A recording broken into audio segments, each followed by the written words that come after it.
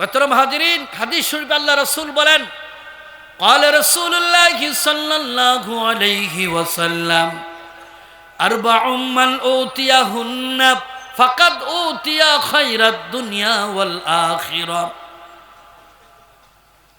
আল্লাহর হাবিবের সাথ করে আমার উম্মত দুনিয়ার জিন্দেগিতে যারা চারটি গুণের অধিকারী যারা হবে, চারটি আমল যারা দুনিয়াতে করবে, আমি রাসূল বলে গেলাম দুনিয়ার শান্তি আখিরাতের জান্নাতি হয়ে যাবে। দুনিয়ার শান্তি দেওয়ার মালিক কে? শান্তি তো মার্কেটে কিনতে পাওয়া যায় নাকি? যে ঢাকাতে শান্তি কিনতে পাওয়া যায়? শান্তি দেওয়ার মালিক একমাত্র কে? আসুন, মনের শান্তি বড় না ধনের শান্তি বড়? কোনটা? মনের শান্তি বড়।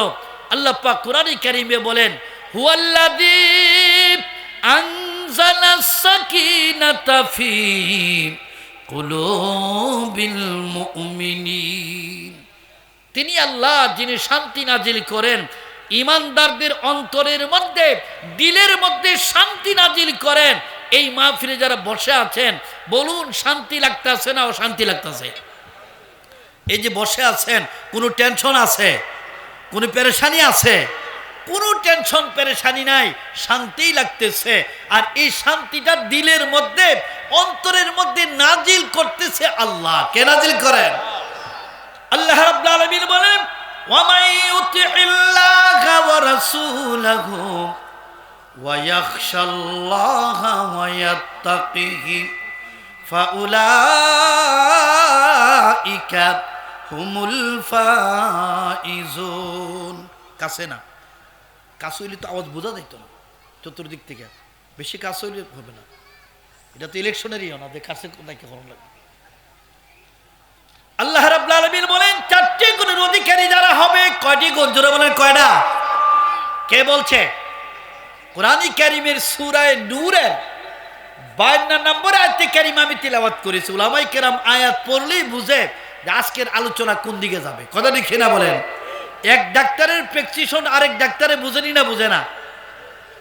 উলামায়ে কেরাম আয়াত পড়লেই আরেক হুজুর বুঝে, আলেম বুঝতে পারে যে আজকে আলোচনা এই দিকে চলবে। এই জন্য উলামায়ে কেরামের জন্য বয়ান নয়, তাদের কাছে দোয়া। আর আপনাদের জন্য বয়ানের দরকার, কারণ আপনারা আয়াত পড়লেই তরজমা বুঝেন না। কথা ঠিক না বলেন?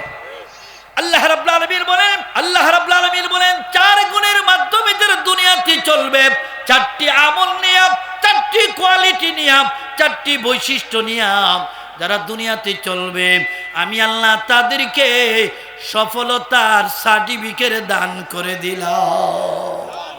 সফলতা চাই, সফলতা সবাই চাই। সফলতা দুই প্রকার, একটা হলো অস্থায়ী সফলতা, কিছুদিনের সফলতা, দুনিয়ার সফলতা। আরেকটা হলো চিরস্থায়ী সফলতা, চিরকালের সফলতা, জান্নাতের সফলতা। কথা ঠিক না বলেন? সফলতা সবাই চাই, চাইলেই পাওয়া যাবে না। আমি জিজ্ঞাসা করি, যার একটা সুন্দর বাড়ি আছে, যার একটা সুন্দরী নারী আছে, ব্যাংক ব্যালেন্স নগদ আছে, আত্মীয় স্বজনের জোর আছে, সর্বদিকে হাইফাই, সর্বদিকে কিছু উত্তর দিয়েন। যেমন গাড়ি, এমন বাড়ি, এমন নারী, এমন সম্পদ, এমন বংশ, সব দিকে হাইফাই, কিন্তু দিনদারি নাই। যেটা বলেন কি নাই? বুঝিনি? দিনদারি, নামাজ নাই, রোজা নাই, জিকির নাই, তিলাওয়াত নাই, দুরুদ নাই, সুন্নতের আমল নাই। এমন নাই মার্কা মুসলমান বাংলাদেশে নাই, নাকি? দা আছে? ওয়া মাই ইউতিইল্লাহা ওয়া রাসূলাহু ওয়া ইয়াখশাল্লাহা ওয়া ইয়াত্তাকিহি ফাউলাইকা হুমুল ফাইজুন। আমার যে সমস্ত বান্দা বান্দিরা চার গুণের মাধ্যমে দুনিয়াতে চলবে, এক নম্বরে আমি আল্লাহ পাকের গোলামি করবে, আমার বন্দেগী করবে, আমার ইতাআত করবে। আমার ইবাদত বন্দেগী যারা করবে, আমরা ইবাদত করব কার?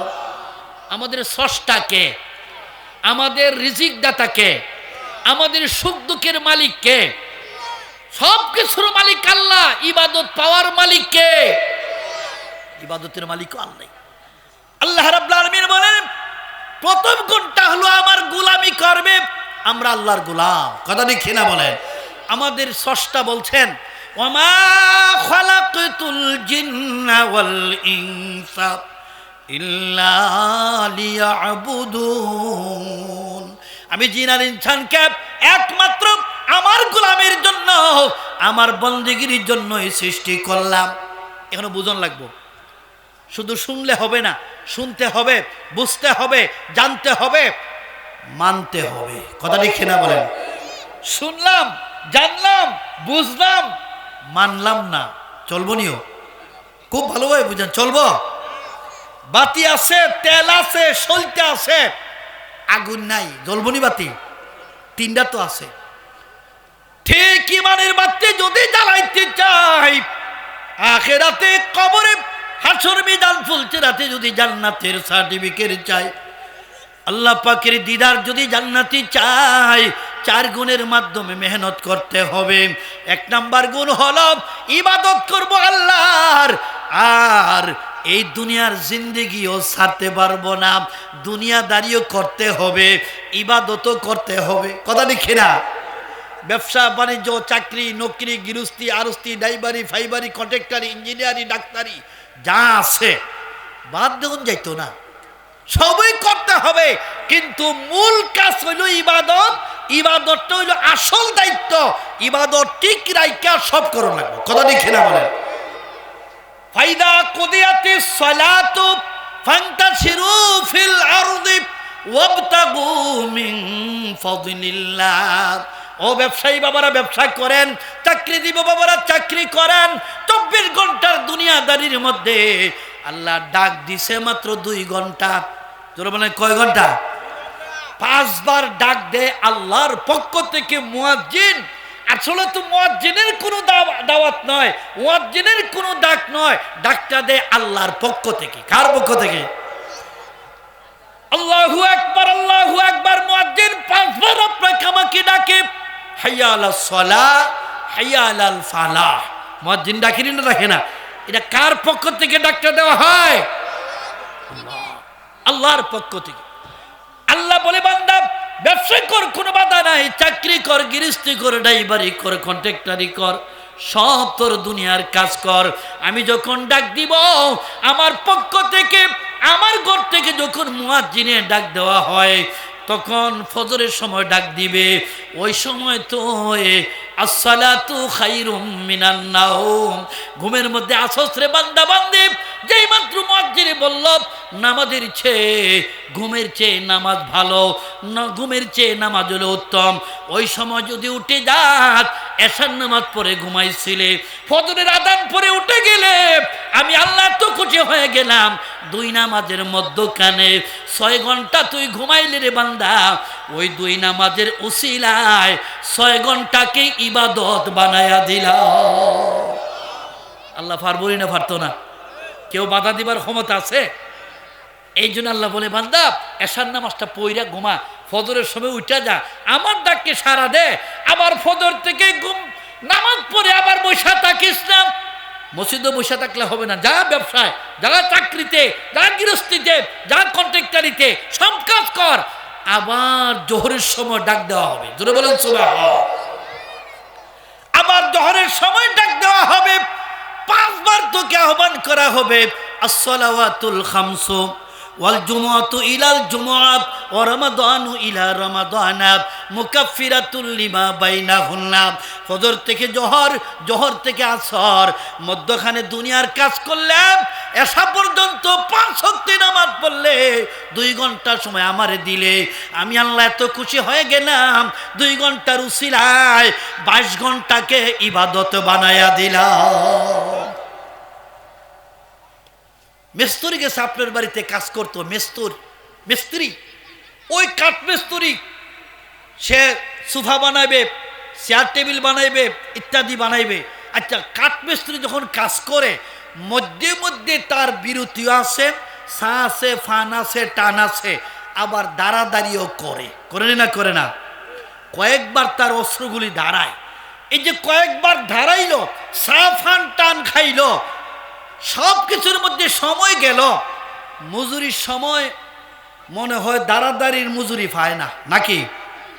তুমি যে দাঁড়াদাঁড়ি করছো আধা ঘন্টায় মজুরি নাই, তুমি যে সাফান টান খাইছো মজুরি নাই, তুমি যে রেস্ট নিচ্ছ কোনো মজুরি নাই। 8 ঘন্টার মজুরি ফুল দেওয়া হয়, 2 ঘন্টা দাঁড়াদাঁড়ি করলেও মজুরি পায়। কথা দেখি না বলেন, বুঝা নিয়েন, একটু গভীরে যাবেন। আল্লাহ বলে বান্দা 5 ওয়াক্ত নামাজ হলো মূল কাজ, 5 ওয়াক্তের নামাজ হলো মূল কাজ। ব্যবসা বাণিজ্য দাঁড়াদাঁড়ি কর, বাধা নাই, দাঁড়াদাঁড়ি করতেই হবে। ব্যবসা বাণিজ্য চাকরি নকরি যা আছে 22 ঘন্টা দিলাম, 2 ঘন্টা আমার জন্য রিজার্ভ রাখে দিলে ওই 2 ঘন্টার দাঁড়াদাঁড়ির উসিলায় আমি 22 ঘন্টার মজুরি দেয়া দিব ইনশাআল্লাহ। যেরকম ইনশাআল্লাহ যারা 5 ওয়াক্তের নামাজ পড়বে 1 নম্বর আল্লাহর ইবাদতকারী। আর নামাজ বাদ দিয়া যতই বলেন ইবাদত হবে না। কথা দেখে না, 1 নম্বরে মাওলার ইবাদত করব, 2 নম্বরে নবীজির সুন্নতের উপর আমল করব, ওয়া রাসূলুহু নবীজির তরিকার উপর আমল করব, নবীজির তরিকা মতে জীবন চালাইব। নবীজি শুধু হুজুরার জন্য নবী না, সবার জন্য।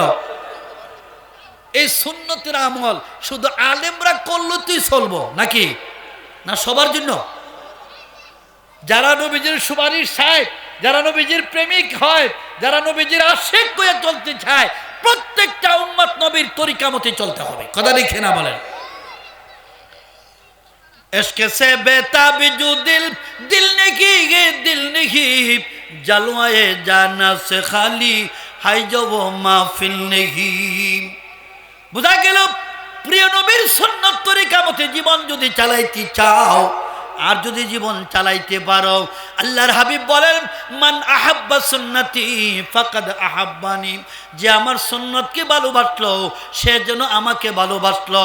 আমি নবীর ভালোবাসা নিয়ে সুন্নতের আমল করে যারা জীবন চালাইলো সে তো আমি নবীকে ভালোবাসলো, যে আমাকে ভালোবাসলো আমি নবীর সঙ্গেই জান্নাতে যাবে।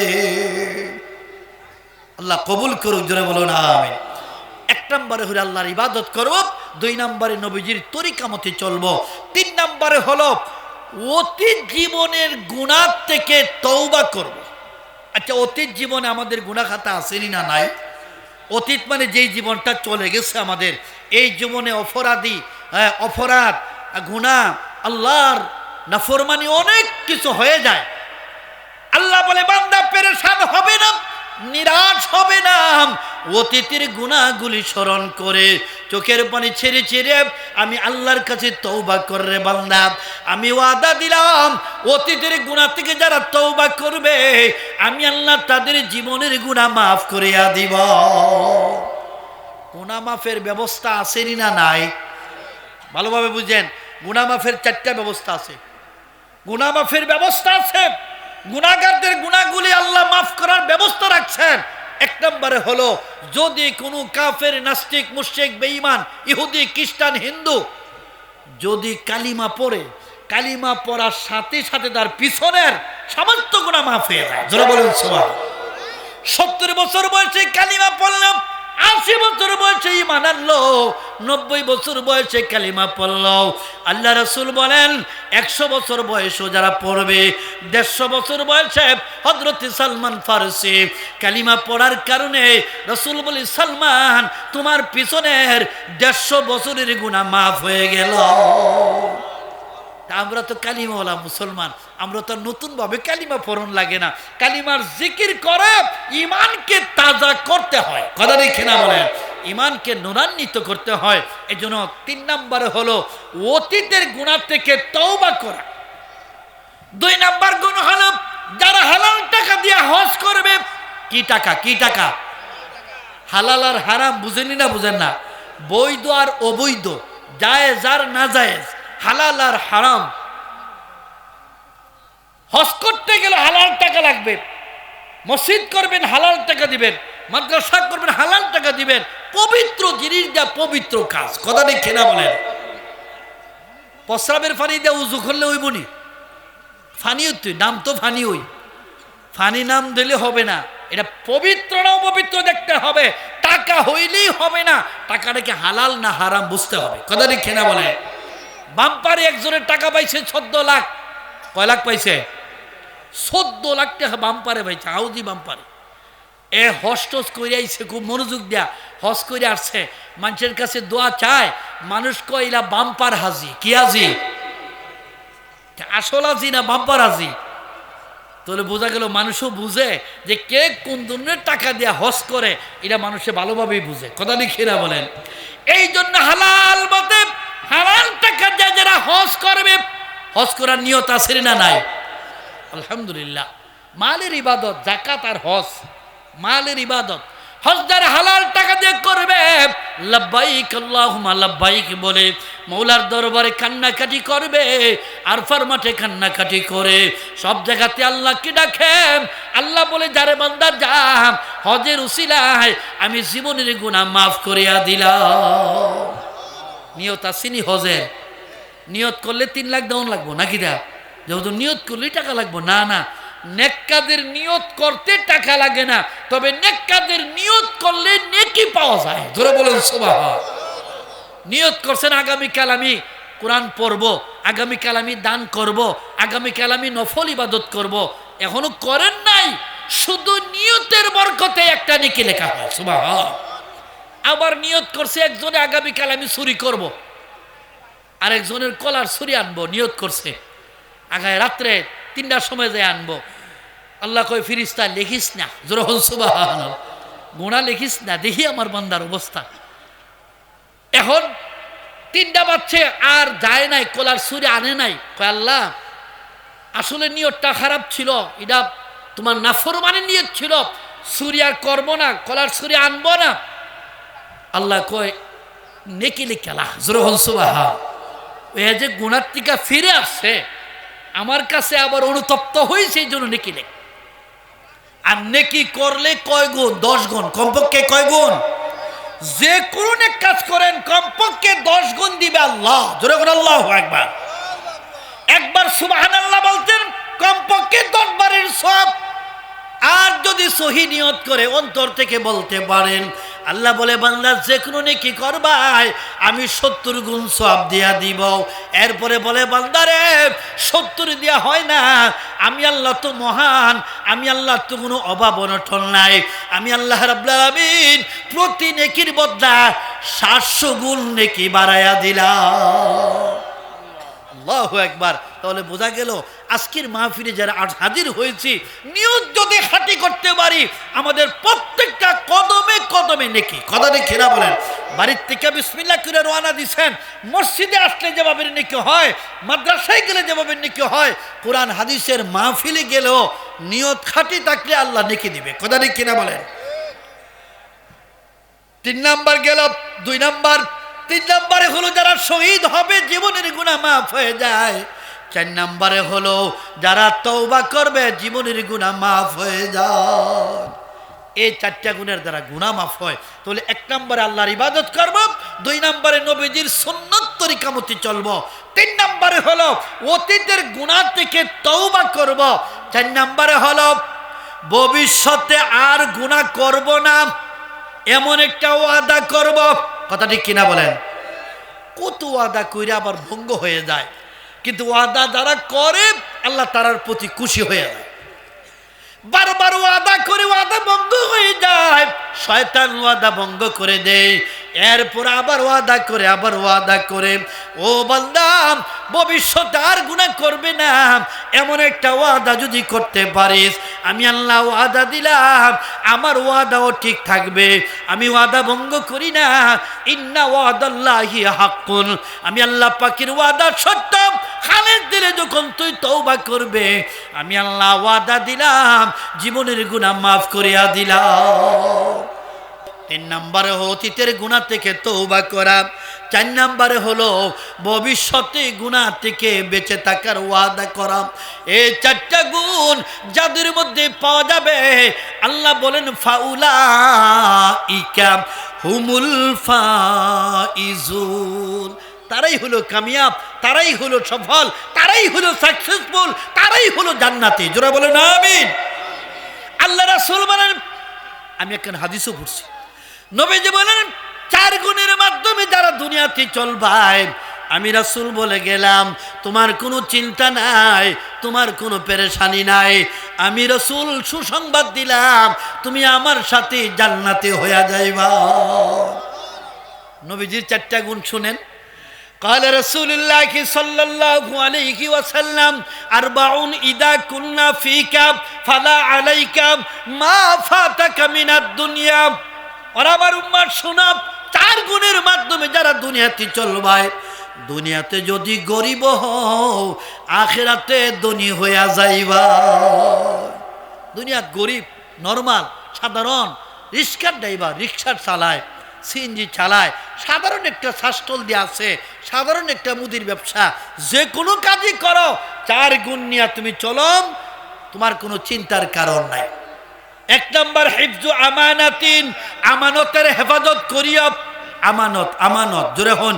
আমানতের 2টা ব্যাখ্যা, একটা হলো কোরআনে শরীফ আমানত, জোরে বলেন সুবহানাল্লাহ। এই কোরআনে কারীম আমানত না, আমানত না।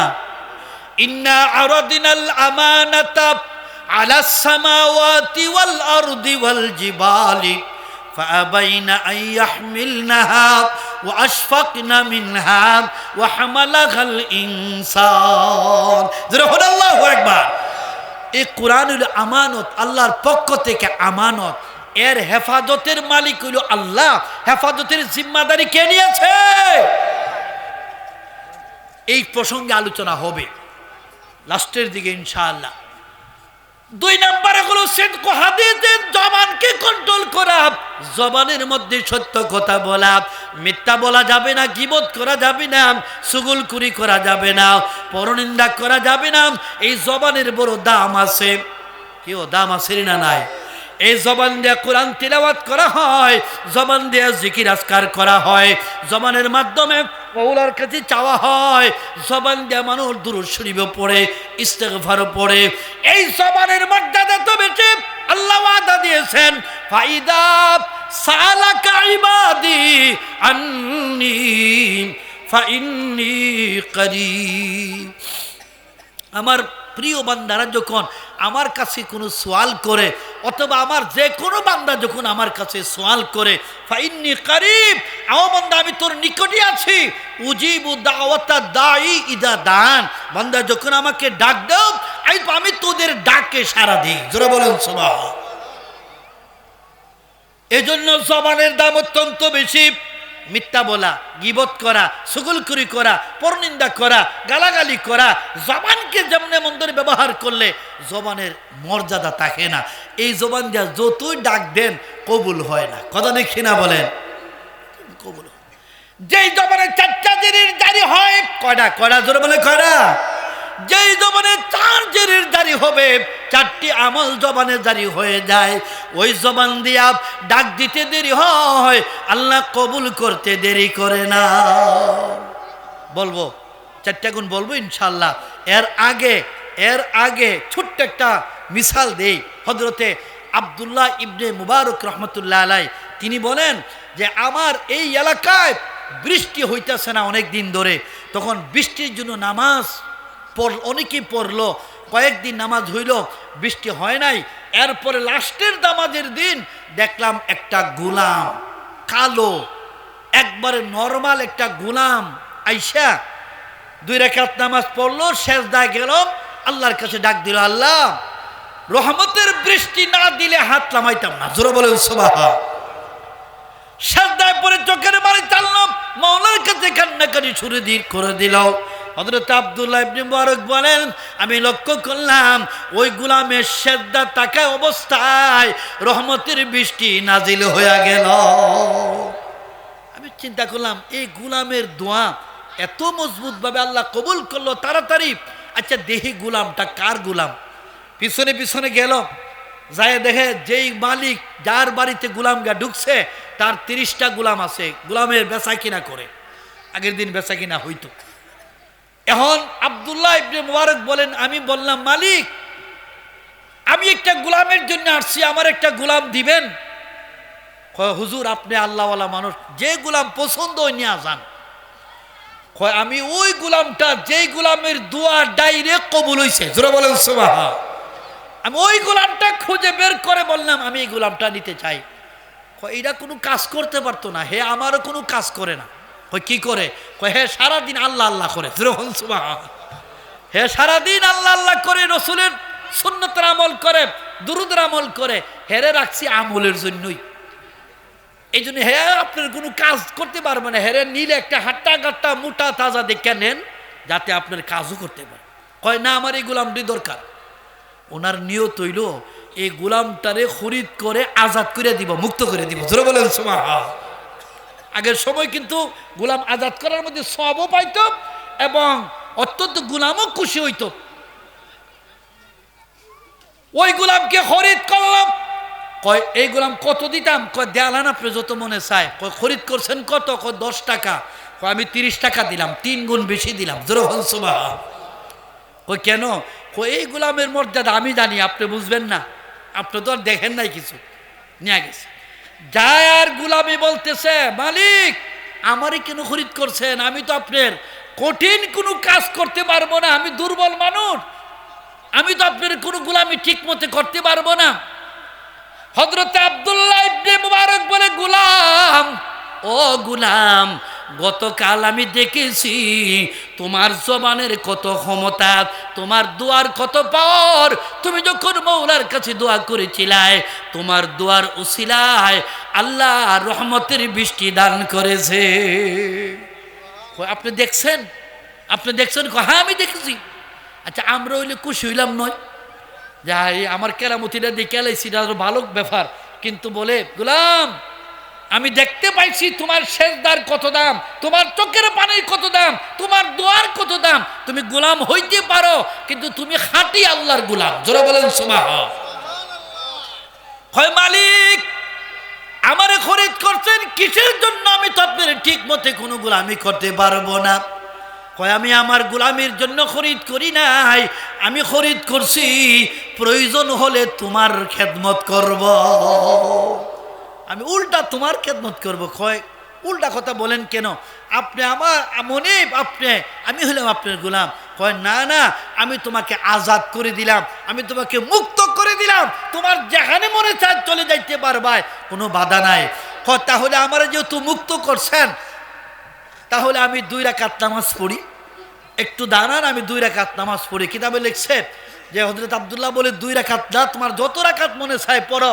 2 রাকাত নামাজ পড়ে দোয়া করতে আল্লাহ ইয়া সাহিবাস সিররি, দোয়াটা কিতাবে লেখা, ইয়া সাহিবাস সিররি ইন্নাস সিররা কাদ যাহারা ফালা উরিদু হায়াতি বাদা মাশতাহারা। দোয়া করছে আরবিতে, আল্লাহ আমার গোপন জিনিস প্রকাশ হয়ে গেছে, আমি আর দুনিয়া থাকতে চাই না। জোরে বলেন সুবহানাল্লাহ। সেজদার মধ্যে আমার রূহটা নিয়ে দাও, আমার গোপন বেদ প্রকাশ হয়ে গেছে, এই জন্য আমি আর থাকতে চাই না। গোলামের দোয়া আল্লাহ কবুল করে সেজদার মধ্যেই ইন্তেকাল হয়ে গেছে। হযরত আব্দুল্লাহ বলে, আমি ধাক্কা দিয়া দেখি তার রূহটা নাই। জোরে বলেন সুবহানাল্লাহ। আমি তারে নরমাল ভাবে দাফন করলাম, পুরানা কাপড় দিয়া কাফন বানাইয়াম, কিছু লোক নিয়ে দাফন করলাম। এই রাত্রে আপনি স্বপ্নে দেখলাম আল্লাহ রাসূলের সাথে আমার জিয়ারত হয়ে গেল। হযরত আব্দুল্লাহ ইবনে মুবারক বলেন, রাসূল বলতেছে, ও আব্দুল্লাহ, আমার একজন আশিক উম্মত, আল্লাহর একজন আশিক বান্দাকে নরমাল ভাবে কেন দাফন করলে? প্রয়োজন ছিল আরো সুন্দর করে, আরো ঝাঁকজমকের ভিতরে দাফন করা। বোঝা গেল আল্লাহর গোলামি যারা করে, নবীর তরিকা মতে যারা চলে, তাদের মর্যাদা বাড়ায় আল্লাহ। জোরে বলে কে বাড়ায়? ফালিল্লাহিল ইজ্জাতু ওয়ালিরাসূলিহি ওয়ালিল মুমিনিন। আসেন না নাই? 1 নম্বরে আমানতের হেফাজত করব, 2 নম্বরে জবানকে কন্ট্রোল করব, 3 নম্বরে হলো ওয়া হুসনু খুলুকিন, নিজের চরিত্রকে খাঁটি রাখব। এটা কেমনে বুঝাইতাম? চরিত্র জিনিসটা অত্যন্ত একটা গুরুত্বপূর্ণ বিষয়। নিজের আখলাক, নিজের ব্যবহার, নিজের সচ্চরিত্রতা, এটাকে যারা খাঁটি রাখে তারার দোয়া কবুল হয়। যারা আখলাকের দিক দিয়ে খারাপ, তারার দোয়া কবুল হয় না। এই জন্য নিজের চরিত্রকে সুন্দর করার দরকার আসেনি না নাই? চরিত্র 2 প্রকার, একটা বাহ্যিকভাবে, বাহ্যিক এমক বায়ের চরিত্র ফুলের মতো পবিত্র, নামাজ পড়ে না এহক্ত, আসেনি না নাই? তাহলে বোঝা গেল যে একটা হলো বাহ্যিক জিনিস, এটা তো অনেকেই বুঝতে পারে না। আর একটা হলো আভ্যন্তরীণ, তার আখলাক, তার চরিত্র, তার স্বভাব, তার নিরিবিলি পরিবেশ যদি কোনো সুন্দরী নারীও পায়, সে বলে ইন্নী আখাফুল্লাহ, আমি আল্লাহকে ভয় করি। জোরে বলেন সুবহান। ইঙ্গিতে বুঝা নিয়েন। আল্লাহ রাসূল বলেন ইন্না হাব্বাকুম ইলাইয়া ওয়া আকরাবাকুম মিন্নি মাজলিসান ইয়াউমাল কিয়ামাতি আহাসিনুকুম আখলাকান। ওরা আমার উম্মত, যাদের আখলাক ভালো হবে, চরিত্র ভালো হবে, সৎ চরিত্র উম্মত যারা হবে, আমি নবীর নিকটেই জান্নাতে থাকবে। ইন্নাকা লাআলা খুলুকিন আযীম। চরিত্র চার প্রকার: আখলাকে হাসানা, আখলাকে কারিমা, আখলাকে আজিমা। তিন প্রকার চরিত্র আছে। নরমাল চরিত্র, আরেকটু উত্তম চরিত্র, আর আখলাকে আজিমা, নবীজির চরিত্র। জোরে বলেন সুবহান। মোহতরম হাজিরা, আসুন সর্বশেষ যে গুণটা, ওয়াইফাতুন ফি তামাতিন, হালাল খাদ্য খাওয়া। আচ্ছা, হালাল খাদ্যের কথা কোরআন হাদিসে আসেনি না নাই? যে যত হালাল খাইবেন তার রক্ত মাংস তত পবিত্র হবে, তার ইবাদত তত মজা লাগবে। সুবহানাল্লাহ। আল্লাহ আমাদের তৌফিক দান করুন। জোরে বলুন আমিন। একখানা আয়াত পড়লাম, হাদিসও পড়লাম, এখন সর্বশেষ যে হাদিস খান পড়ছিলাম এখানের উপরে আমি শেষ করবো ইনশাআল্লাহ। আল্লাহর হাবিবের সাথ করেন, ক্বালা রাসূলুল্লাহ সাল্লাল্লাহু আলাইহি ওয়াসাল্লাম, তারাকতু ফীকুম আমরাইন লান তাযিল্লু মা তামাসসাকতুম বিহিমা, কিতাবাল্লাহি ওয়া সুন্নাত রাসূলিহি, কিতাবাল্লাহি ওয়া সুন্নতি। আল্লাহর হাবিবের সাথ করেন, ওরা আমার উম্মত বিদায় হজের বাসনে 100 লক্ষ সাহাবীকে সামনে রেখে কিয়ামত পর্যন্ত যত উম্মত আসবে সবার জন্যই খুতবা, সবার জন্যই বয়ান। আল্লাহর হাবিব বলেন, আমি দুইটি জিনিস তোমাদের সামনে রেখে যাইতেছি, যতদিন পর্যন্ত দুইটি জিনিসকে আঁকড়িয়ে ধরবাই শয়তান তোমাদেরকে পথ হারা করতে পারবে না। এই দরাটা হাত দিয়া ধরা নয়, এই দরা হলো আমল দিয়া ধরা। কথা ঠিক না বলেন? কিতাবাল্লাহি ওয়া সুন্নাত রাসূলিহি, আল্লাহর কোরআন, নবীজির সুন্নাত। এই দুই জিনিস শুধু আলেমদের জন্য না, সবার জন্য। কোরআন কি শুধু হুজুরদের জন্য না, সবার জন্য? তাহলে সবার জন্য কেমনি? এটা আমার কথা না, নবীজি বলছেন। এই কোরআনের মর্যাদা এত বেশি দুনিয়াতে, বলুন দেখি, আল্লাহ যেমন মর্যাদাবান, আল্লাহর কালামও তো এমন মর্যাদাবান। কথা দেখে না বলেন? কোরআনে কারীম মর্যাদাবান, আল্লাহর কালাম হওয়ার কারণে ঠিক যারা কোরআন কি ধরবে, ওই হাত দিয়া ধরা নয়, ধরা হলো আমল দিয়া, ধরা হলো বাস্তবে ধরা। কোরআনে কারীম যারা ধরবে, আল্লাহর রাসূল বলেন, যারা কোরআনে কারীমকে ধরতে পারবে দুনিয়ায়, কোরআনে কারীম তাকে আখিরাতে সুপারিশ করে জান্নাতে নিয়ে যাবে। আরেকটা নাম খাও তোমার, আমার নাম মিম মানি ইয়ুমনা। জোরে বলুন সুবহানাল্লাহ। এটা আরো কঠিন কোরআনের আয়াতের মধ্যে। তোমার নাম লুজ্জি ইউসি। অর্থাৎ এমন তিনটা আয়াত বলছে, হেরার লিখতে পারে না। জোরে বলুন সুবহানাল্লাহ। কত নাম শুনলাম, এমন নাম তো জীবনও শুনি নাই। আচ্ছা, তোমরা ওসি সাহেবের কাছে নিয়ে যায়, একবার হেড অফিসে নিয়ে গেছে, ওসি সাহেব রাত 4টার সময় ঘুম থেকে উঠিয়া বলতেছে, এই তিনজনকে দৈরাঞ্চ কোনো হয়, এরা নাম ওই লেখতারি না, কি নাম বলে, এরা কি জঙ্গি ওই না সন্ত্রাসী বুঝতেছি না। এরা বলতে এরা নাকি কোরআনের হাফেজ। ওসি সাহেব ঘুম থেকে তোমরা নাম বলো। এখন নাম বলছে, ওসি সাহেব লেখতারি না। তো ওসি সাহেব কয়, তোরা আসলে মানুষ দর্শকতা, এরা জিন। জোরে বলুন সুবহানাল্লাহ। জিন ছাড়া এমন নাম হইতারে না। আমার জ্ঞানে ধরে এই তিনজনই জিন, আর হেরারে যদি এখন আমরা ঠিক মতো যত্ন না করি, তা আমারও মারবো, তোরারও মারবো। জিনের সাথে পারবে?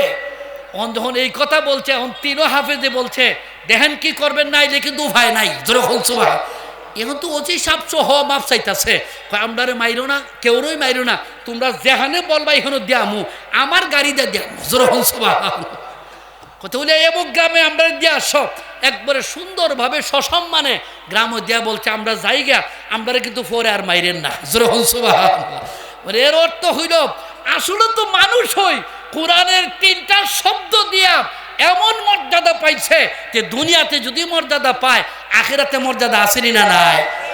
কতটুকু মর্যাদা শোনেন। হাসরের ময়দানে কোরআনে কারিমের হাফেজদেরকে আল্লাহ বলবে, ও হাফেজে কোরআন, তোমাকে মাফ করা হলো, আর আমি আল্লাহ তোর সুপারিশে 10 জন জাহান্নামীকে মাফ করিয়া দিলাম। হাফেজ সাহেব বলবে, আল্লাহ কোন 10 জন? তুমি বাছাই করো, তোমার 10 জন বাছাই করো।